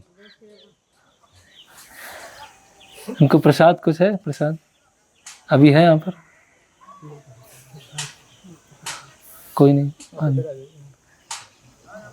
ओके, अब प्रभुपाद पहुँचते हैं हवाई। वर्ल्ड टूर पे हैं, अलग अलग जगह यार। सबसे पहले ऑस्ट्रेलिया गए, हाँ, फिर हवाई पहुँचते हैं। वहाँ पर गिरिराज महाराज का टेलीग्राम आता है कि मिस्टर एन ने मुझसे 7,500 रुपये मांगे थे, तो मैंने दे दिए, बस इन्फॉर्म करने के लिए प्रभुपाद जी को। तो प्रभुपाद सोचते हैं किस बेसिस पे दिए? आपने 7,500 जो दिए हैं वो किस लिए दिए? अब मिस्टर एन ने, तो यहाँ बताया जा रहा है कि गिरिराज महाराज बहुत इनएक्सपीरियंस्ड यंग मैन थे, और जो मिस्टर एन था वो बहुत चालाक और बहुत धूर्त, है ना, बहुत चतुर व्यक्ति था। तो उसने किसी तरह से गिरिराज महाराज से इसके लिए चाहिए, इसके लिए चाहिए, इसके लिए चाहिए। अब गिरिराज महाराज तो बालक ही हैं, 20 साल के हैं, तो उनको तो समझ में नहीं आएगा। अब वो रियल इस्टेट का पूरा बॉम्बे में उसका नाम चलता है मिस्टर एन का। बोले ठीक है, कोई काम होगा इसीलिए मांग रहा है, तो दे दिए। प्रभुपाद जी का क्यों दिए? 7,500 उसको किस लिए दिए? अभी 2 लाख देने के बाद डीड हमारे हाथ में नहीं आया, और ये 7,500 कहाँ काउंट होंगे? कि जो 14 - 2 12 लाख उसमें काउंट होंगे, किस में काउंट होंगे, ये पता किया आपने? तो गिरिराज महाराज के पास उनको कोई आंसर नहीं है ना, क्योंकि ये सब लीगल मैटर में उनका इतना एक्सपीरियंस नहीं था। तो प्रभुपाद को लगा, प्रभुपाद की चिंता और बढ़ गई कि ये अब कुछ प्रॉब्लम ना हो, कुछ गड़बड़ ना हो, क्योंकि ये तो इतने अनुभवी नहीं है। तो प्रभुपाद बार बार इंडिया में जो उनके प्रोजेक्ट थे, बॉम्बे, वृंदावन और मायापुर, उनके बारे में बार बार वो सोच रहे थे, लेकिन अन्य भक्तों से इतना उसके बारे में बात नहीं कर रहे थे, है ना। वो जहाँ भी जाते, भागवतम क्लास लेना, भगवत गीता क्लास लेना, भक्तों को समय देना, ग्रुप में मीटिंग करना, पर्सनली मिलना, सब कुछ कर रहे थे। वहाँ बॉम्बे की चिंता है उनको, लेकिन किसी भक्त को पता नहीं चल रहा है, या किसी भक्त के साथ वो डिस्कस नहीं कर रहे हैं, लेकिन सब भक्तों के साथ जो आदान प्रदान है वो सब कुछ करते जा रहे थे। मॉर्निंग वॉक पे भी जाते थे, है ना, और जब मंदिर में आते थे तो कैसे लगते थे? As fresh as a morning blooming lotus flower. इस तरह से प्रभुपाद जब टेम्पल हॉल में प्रवेश करते थे श्रृंगार दर्शन के समय, तो प्रभुपाद एक खिला हुआ जो कमल होता है फ्रेश, उसकी तरह प्रभुपाद दिखाई देते थे। तो इस तरह से प्रभुपाद बहुत सिंपल थे, हर कोई उनके साथ रिलेट कर सकता था, और प्रभुपाद बहुत ग्रेव भी थे कि उनके अंदर क्या चल रहा है वो सबको समझ में नहीं आता था, है ना।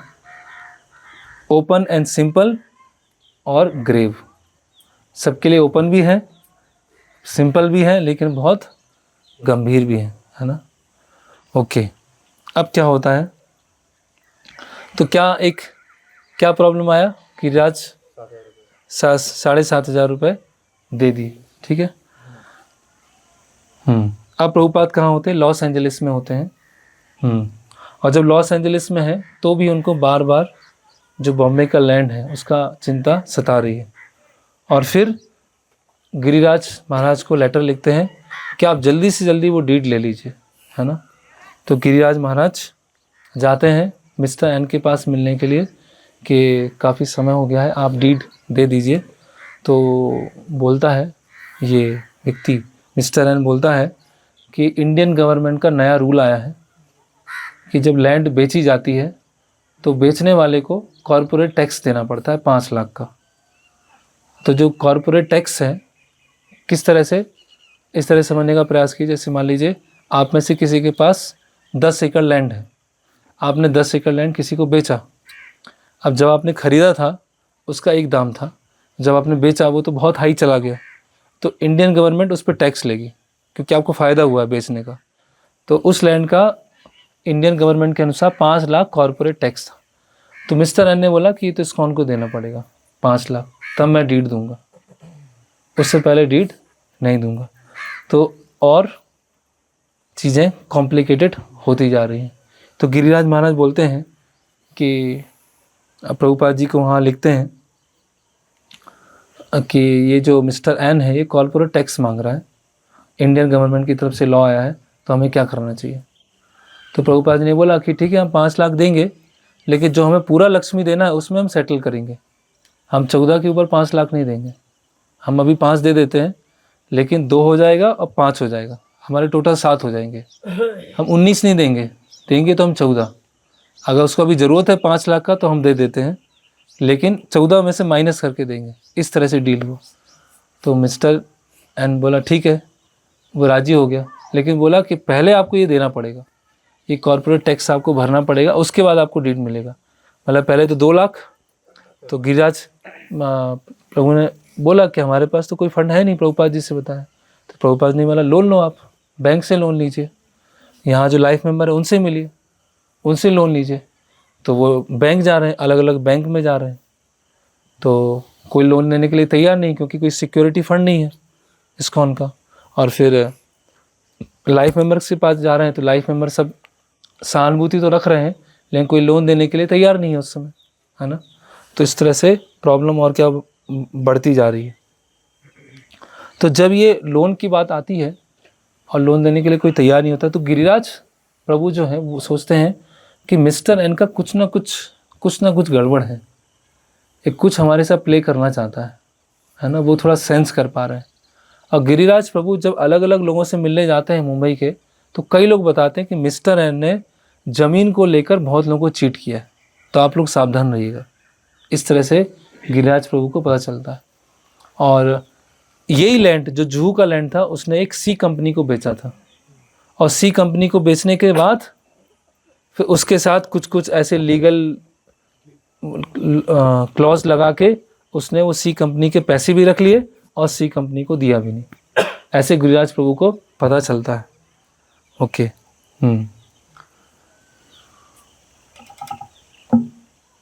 फिर प्रभुपाद जी के पास खबर पहुंचती, प्रभुपाद बोलते हैं ठीक है, हम टैक्स दे देंगे, कोई चिंता नहीं, आप प्रयास करते रहिए, और टैक्स देने के बाद फिर हम डीड लेंगे। और प्रभुपाद एक उत्साह भरा लेटर लिखते हैं सभी शिष्यों को, बोलते हैं कि आप सब अमेरिकन यूरोपियन लोग हैं, अगर आप कुछ बड़ा नहीं कर सकते तो कैसे अमेरिकन हैं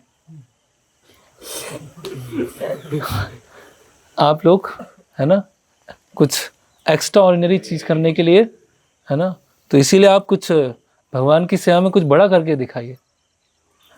तो और मेरा आशीर्वाद आप सभी के ऊपर है, आपस में कॉपरेशन का भावना रखिए और इसके लिए आप प्रयास कीजिए। इस तरह से प्रभुपाद एक पत्र उनको लिखते हैं। ओके।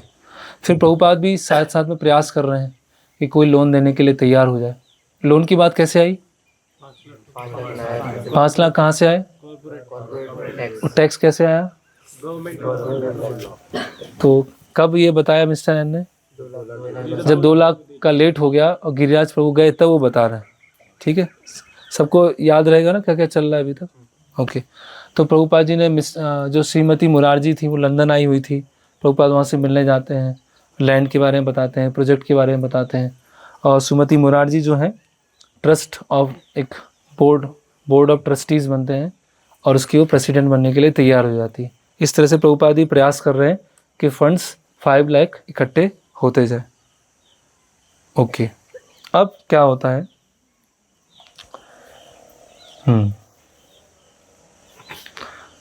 फिर प्रभुपाद बोलते हैं कि हमारे एग्रीमेंट में एक कॉर्पोरेट टैक्स के बारे में कुछ लिखा नहीं था, ठीक है, लेकिन ठीक है, इंडियन गवर्नमेंट ने ये लॉज लेके आए, तो वो तो हम टैक्स आपको दे देंगे, 5 लाख दे देंगे, लेकिन जो हमारे एग्रीमेंट में लिखा है 2 लाख के बाद डीड मिलेगा, उसका क्या है, उसको तो लेके आइए। तो गिरिराज महाराज फिर से जाते हैं और प्रभुपाद जी का बताते हैं कि ऐसा ऐसा है। तो अब दूसरा एक अड़ंगा और डालता है मिस्टर एन, बोलता है आपकी चैरिटेबल इंस्टीट्यूशन है, तो आप चैरिटी कमिश्नर का, जो चैरिटी कमिश्नर है उससे अप्रूवल लेके आइए। अब ये एक नया चैप्टर चालू हो गया। तो गिरिराज महाराज जाते हैं चैरिटी कमिश्नर के पास में और बोलते हैं कि हमें इसका परमिशन चाहिए, एनओसी चाहिए। तो चैरिटी कमिश्नर बोलता है कि जब आप अप्लाई करेंगे उसके 1 साल के बाद में एनओसी मिलेगा। अभी एनओसी नहीं मिलेगी। तो मिस्टर एन बोलता है जब तक एनओसी नहीं आएगी तब तक डीड नहीं मिलेगी, तब तक डीड नहीं आएगी। तो बस फिर गिरिराज महाराज हो जाते हैं कि कुछ तो अभी गड़बड़ है ये। और चैरिटी कमिश्नर क्या जो था वो मिस्टर एन के कांटेक्ट में था, और मिस्टर एन और चैरिटी कमिश्नर मिले हुए थे कि इस्कॉन को एनओसी नहीं देना। तो प्रभुपाद उस समय थे वहाँ पर न्यू वृंदावन में, जन्माष्टमी का दिन था, रात में 11:30-12 बजे हुए थे, अभिषेकम पूरा हो गया था, और प्रभुपाद अपने भक्तों के साथ में कृष्णा बुक सुन रहे थे। और धीरे धीरे करके एक एक, वहाँ बहुत सारे सन्यासी थे, ब्रह्मचारी, गृहस्थ, भक्त, और रात में 1 बजे कृष्णा बुक पढ़ रहे हैं, प्रभुपाद सुन रहे हैं। और जो वहाँ सन्यासी हैं उनको नींद आ रही थी और उनके डंडे ऐसे गिर रहे थे, डंडे लिए पता चला किसी के ऊपर गिर गया, उसका इसके ऊपर गिर गया। तो प्रभुपाद समझ गए कि अब सब थक गए हैं। पूरा दिन फेस्टिवल चला, रात में 1-1:30 बज चुका है। प्रभुपाद बोलते हैं कि अभी आप लोग रेस्ट करने जाइए, है ना, अगले दिन फिर जो फेस्टिवल है उसको, उसकी तैयारी में। और यहाँ बताया जा रहा है, और रात्रि के 2 बजे अब प्रभुपाद अपने सेक्रेटरी से बोलते हैं कि आज मतलब एक दिन पहले कुछ गिरिराज का लेटर आया है। प्रभुपाद सोए नहीं, पूरी रात सोए नहीं। प्रभुपाद बोलते हैं गिरिराज मुंबई से, बॉम्बे से कुछ लेटर आया है। तो उनके सेक्रेटरी बोलते हैं कि हाँ लेटर आया है, और मिस्टर एन ने बोला है क्योंकि हम अभी तक कॉर्पोरेट टैक्स 5 लाख नहीं दे पाए हैं और चैरिटी कमिश्नर ने मना कर दिया है, इसीलिए ये डीड को कैंसिल करना पड़ेगा, है ना। तो प्रभुपाद का चिंता और बढ़ गया कि मिस्टर एन इतना जो मीठा मीठा अच्छे संबंध बनाने ऊपर से दिख रहा था, इसके और कुछ और दूसरा चल रहा है ना। फिर प्रभुपाद फिर फोर्स करते हैं कि आप जाइए बैंक से, इस तरह से बात कीजिए, लोन लीजिए और 5 लाख उसको दे के आइए मिस्टर एन को। तो गिरिराज महाराज वहाँ प्रयास करते हैं। और यहाँ एक बहुत अच्छा बता रहे हैं सत्सरू महाराज कि जब ये चल रहा था सब कुछ, तो प्रभुपाद का रूटीन एकदम फिक्स था। उठना, मंगला आरती अटेंड करना, जप करना, प्रसाद लेना, भक्तों से मिलना, लेटर्स का रिप्लाई करना, सब कुछ प्रभुपाद कर रहे थे। मतलब पूरे अंदर से क्या थे, अनडिस्टर्ब, किसी भी तरह का वो डिस्टर्ब, कोई भी क्रिया उनको डिस्टर्ब नहीं कर रही थी। उनके प्रवचन से, पर्सनल कन्वर्सेशन से, है ना, भक्तों के साथ मीटिंग्स करने से कभी भी ऐसा प्रतीत नहीं हो रहा था कि इतना डिस्टर्बिंग न्यूज वहाँ पर जुहू लैंड पे चल रहा है। इसको बोलते हैं स्थित प्रज्ञ, है ना। प्रजा हाथी यदा कामान सर्वान पार्थ मनोगता आत्मन्ने वात्मना तुष्टम स्थित प्रज्ञ से दोच्यते। ये स्थित प्रज्ञ, है ना, फिक्स्ड प्रज्ञ मतलब बुद्धि, स्थित प्रज्ञ मतलब जो बुद्धि योग में स्थित है। तो ये प्रभुपाद अपने यहाँ बता रहे हैं कि पूरा वर्ल्ड वाइड मूवमेंट को देख रहे हैं, इतने सारे मंदिर के इश्यूज डील कर रहे हैं, कितने जगह डीटी इंस्टॉलेशन कर रहे हैं, कहीं कहीं कुछ झगड़ा चल रहा है, कहीं नए लोग आ रहे हैं, कुछ चीज़ें हो रही, सब प्रभुपाद डील कर रहे हैं। और उसके ऊपर एक चीज़ और आ गई, गिरिराज महाराज ने कहा कि मैं रिजाइन करना चाहता हूँ, मैं अभी सेवा नहीं कर पाऊँगा, सब मुझे कोई कॉपरेट नहीं कर रहे हैं भक्त लोग यहाँ पर, है ना। मुझे रोज़ कोर्ट कचहरी में जाना पड़ता है ना, और लाइफ मेंबर्स के पास में जाना पड़ता है ना। और यहाँ मतलब वो इतने परेशान हो गए, गिरिराज महाराज इतने परेशान हो गए, बोले प्रभुपाद बहुत मुश्किल, मैं नहीं कर पाऊँगा, ये सेवा मैं नहीं कर पाऊँगा, है ना।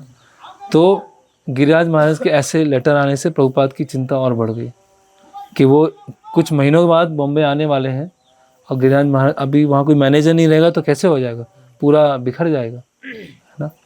तो है ना, प्रभुपाद हम बताते हैं, प्रभुपाद लॉस एंजलिस में है, रात में बहुत गर्मी है, प्रभुपाद सो नहीं पा रहे हैं रात्रि में, और भागवतम ट्रांसलेट भी नहीं कर पा रहे हैं, लेकिन रात्रि में 1-2 बजे अपने सेक्रेटरी के साथ बैठकर जुहू लैंड के बारे में डिस्कशन कर रहे हैं कि ये मिस्टर इस तरह से कार्य कर रहा है, इसने अभी तक डीड नहीं दिया, 5 लाख का वो टैक्स आ गया है, एक चैरिटी कमिश्नर से परमिशन मांग रहा है, ये हो क्या रहा है। और प्रभुपाद बोलते हैं गिरिराज महाराज को, तुरंत बोलते हैं तुरंत एक टेलीग्राम लिखो। प्रभुपाद बोलते हैं कि जब तक मैं भारत नहीं आता हूँ तब तक वो आप सेवा कीजिए, और जैसे ही भारत आऊँगा फिर मैं चेंज कर दूँगा मैनेजर, लेकिन तब तक आप वहाँ पर कीजिए। तो आप देख रहे हैं कैसे, कितना हमें सुनने में ऐसा लग रहा है कितना वो है, ये जब प्रैक्टिकली चल रहा है कैसे प्रभुपाद जी ने एक एक मंदिर, एक एक भक्त कैसे तैयार किया, कैसे खड़े किए, सब आसान बात नहीं है। इतना इतना सिर दर्द कौन 80 ईयर में पूरी रात नहीं सो रहे हैं, सोचो आप, पूरी रात नहीं सोए, रात में 2 बजे डिस्कस कर रहे हैं, वो भी क्या, किस चीज़ पे डिस्कस कर रहे हैं, इतना टेंशन वाला इशू चल रहा है कि जूह लैंड पर ये सब चीज़ें हो रही हैं, कुछ ना कुछ गड़बड़ है। सोचिए आप, कौन कर सकते हैं ऐसे, है ना। इसीलिए वो परमहंस, कोई सामान्य व्यक्ति या कोई साधक भी हो बहुत सालों, वो भी नहीं इतना नहीं झेल पाएंगे, वो सिर से पानी निकल जाएगा, ऐसा स्थिति हो जाएगा। लेकिन प्रभुपाद को देखें, इतना मतलब, इसलिए तो है ना, इसलिए तो हम गुरु पूजा गाते हैं, इच्छा होती है गुरु पूजा गाने की, प्रभुपाद ने इतना दिया है। तो कितना प्रभुपाद कर रहे हैं, मतलब कई रात सो ही नहीं रहे हैं, कई रात सोए नहीं, है ना। तो कैसे कर सकते हैं, बहुत बहुत असंभव है, असंभव जो प्रभुपाद जी ने किया। फिर प्रभुपाद जी ने भक्तों को फिर लेटर लिखा कि जुहू लैंड को आप ट्रबल स्पॉट मत समझो, ये कि सबको समस्या कर रहा है ऐसा स्पॉट मत समझो, यहाँ पर भगवान कृष्ण के बहुत विशेष प्लान हैं, और ये हमें यहाँ पर लड़ना होगा, ये हमें लड़ना ही होगा। ओके, अब क्या होता है, प्रभुपाद लेटर लिखते हैं, प्रभुपाद लिखते हैं this Bombay project is one of the our most important projects in the whole world, है ना, सबसे इम्पॉर्टेंट प्रोजेक्ट है। और जब गिरिराज महाराज का ऐसा पत्र आया कि मैं रिज़ाइन कर रहा हूँ, तो प्रभुपाद ने बोला आप रहिए और मैं दूसरे लीडर्स को हेल्प के लिए भेज रहा हूँ। कमाल कृष्ण महाराज को लेटर लिखा कि अभी आप इंडिया के जीबीसी की जो पोजीशन है उसको रिज्यूम कीजिए और गिरिराज महाराज को हेल्प करने के लिए आइए, है ना। और भवानंद प्रभु हैं, उनको लेटर लिखा, वृंदावन में थे, उनको बोला कि आप मतलब जितनी है ना मेन मैन पावर है वो प्रभुपाद सबको कहाँ लेके आ रहे हैं, जूहू लेके आ रहे हैं। ओके, अब एक और वो आता है, झटका आता है। प्रभुपाद लेटर लिखता है मिस्टर एन को, और इस्कॉन का जो वकील था उसको लेटर लिखते हैं कि ये डीड मिलने में लेट क्यों हो रहा है। तो मिस्टर एन की तरफ से तो कोई रिप्लाई नहीं आता है, वो तो स्वाभाविक था कि वो रिप्लाई नहीं करेगा। जो लॉयर था उसकी तरफ से भी कोई रिप्लाई नहीं आया, कोई रिप्लाई आए नहीं लॉयर की तरफ से। तो प्रभुपाद सोच रहे कि हमारा लॉयर है, हमें रिप्लाई नहीं कर रहा है, बात क्या है।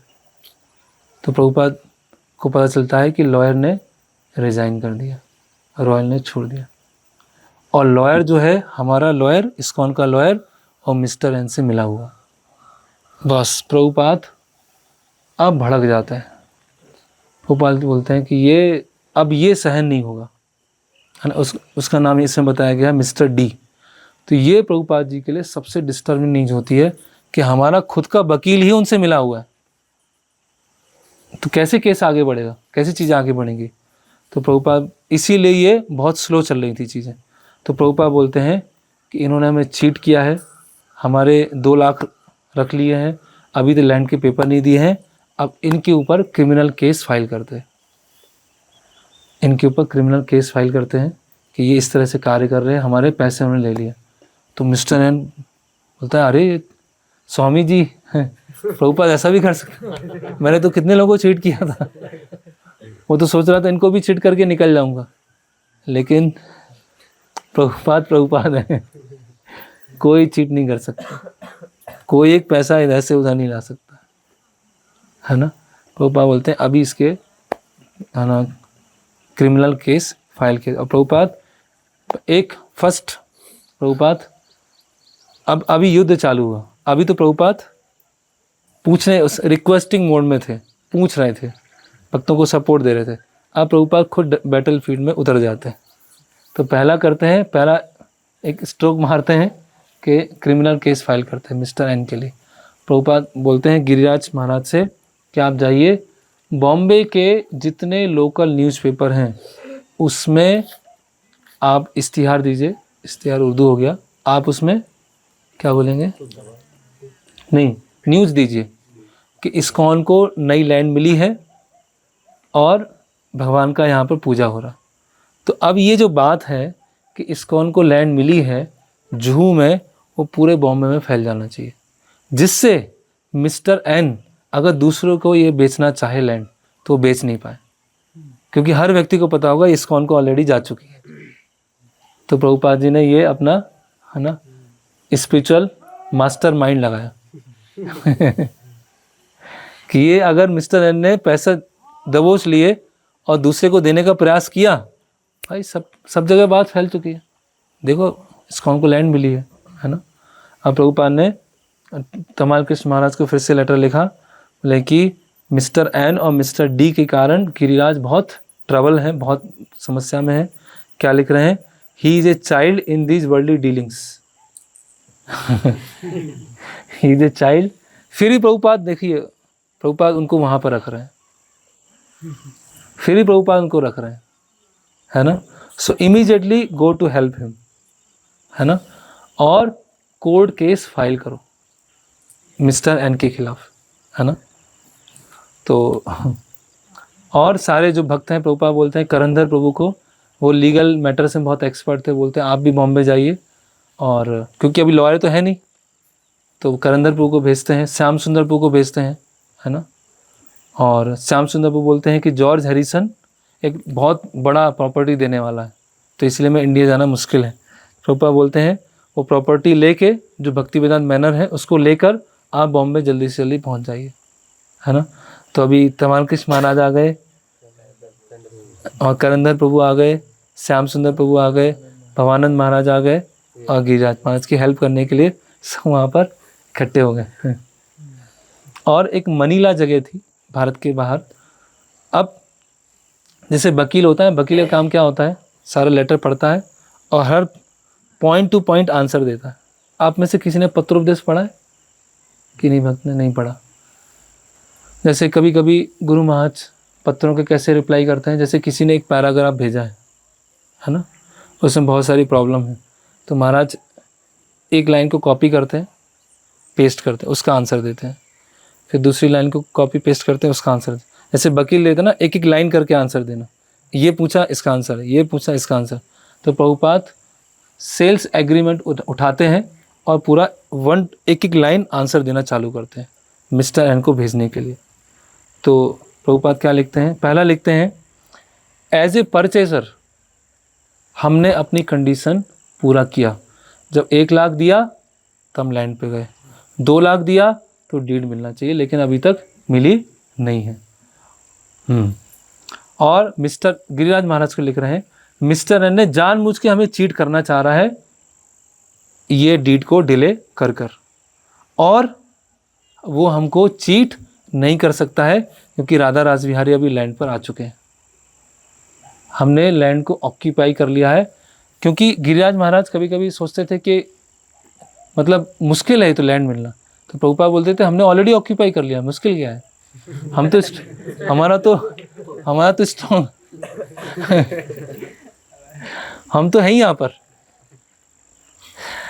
तो बोलते हैं राधा रासबिहारी ऑलरेडी इंस्टॉल हो चुके हैं, और वो बोलते हैं तुरंत कोर्ट जाइए। प्रभुपाद ने यहाँ पे 8 पॉइंट लिखे हैं, आप तुरंत कोर्ट जाइए, कोर्ट फाइल कीजिए, उनको फीस दीजिए, है ना, और जल्दी से जल्दी 14 लाख इकट्ठा करने का प्रयास कीजिए, और इस रास्कल को दीजिए 14 लाख और लैंड की डीड लीजिए, है ना, अगर ये 2 लाख में नहीं मान रहा है तो। और हम हार नहीं मानेंगे, अगर हमने हार माना, वापस कर दिया, तो जो परचेसर है उसकी तरफ से कहलाएगा कि उसने डील को ब्रेक किया, उसकी तरफ से आएगा, तब हम तो कोर्ट में जा ही रहे हैं। तो इस तरह से प्रभुपाद जी ने पॉइंट लिखकर गिरिराज महाराज को भेज दिए। तो ये चैप्टर पूरा हुआ। Around the world but absorb in Bombay. Next chapter जो आता है वो हम कल डिस्कस करेंगे। तो नेक्स्ट चैप्टर है द बैटल फॉर बॉम्बे का प्रभुपाद पूरा है ना युद्ध। प्रभुपाद क्या बोलते हैं, एक प्रचारक को कैसा होना चाहिए है ना, as British soldier and Bengali mother है ना। ब्रिटिश सोल्जर की तरफ से क्या होना चाहिए, करेज और फियरलेसनेस होना चाहिए। और बंगाली मदर की तरह क्या होना चाहिए, कंपैशनेट अफेक्शनेट नेचर होना चाहिए। तो यहाँ पर हम विराम लेते हैं। हरे कृष्णा कृष्णा कृष्णा हरे हरे, हरे राम राम राम हरे हरे। तो कैसा लगा प्रभुपाद जी का लीला? किन्हें कोई प्रश्न है इसमें, कुछ कहना चाहते हैं? मिस्टर एन थे वो पहले से उनके दिमाग में फिक्स था कि इनको चीट करना है। यस, मिस्टर एन का शुरुआत से ही था कि चीट करना, पैसे इनसे ले लेने। वो तो सोचता था अरे छोटे बच्चे हैं, नाचने कूदने वाले बच्चे, इनको इतना एक्सपीरियंस है नहीं, वो इतना बड़ा रियल एस्टेट का बिजनेस चला रहा है, इनसे पैसे लेके और हाँ। राधा रासबिहारी नाम उसके बारे में जानना पड़ेगा। प्रभुपाद जी ने ही रखा था नाम का, और मतलब क्या है उसका रास बिहारी, मतलब जो रास में नृत्य करते हैं, विहार करते हैं। प्रभुपाद ने वो एग्जैक्टली वो नाम क्यों दिया इसका तो कहीं पर नहीं है। रास बिहारी मतलब जो रास में नृत्य कर रहे हैं, रास में विहार कर रहे हैं, इसलिए बिहार के लोग सब बिहारी जी के भक्त होते हैं।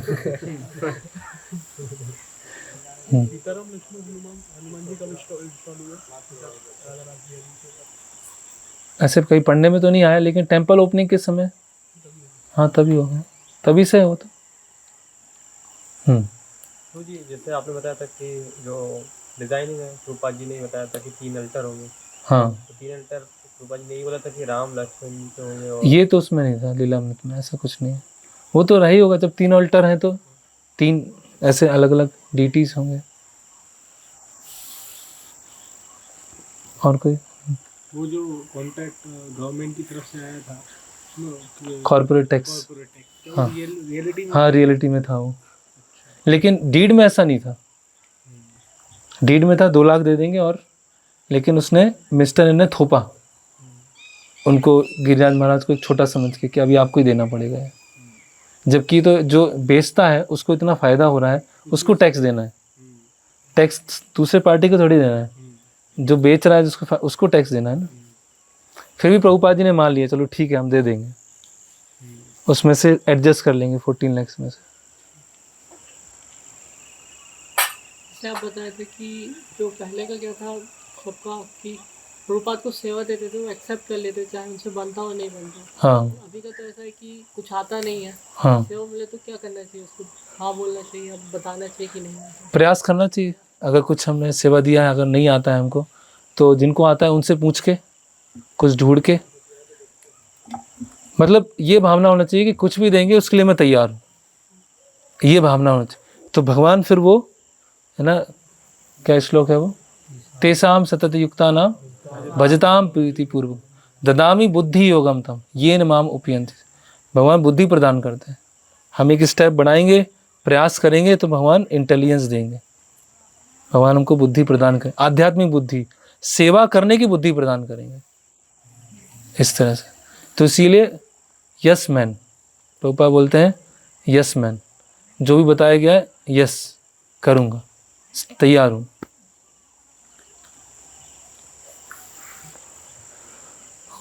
ओके, तो बहुत अच्छी लग रहा है। तो अभी आगे क्या है? ओके, पहले श्रील प्रभुपाद की जय, भगवान श्री रामचंद्र की जय, किष्किंधा धाम की जय।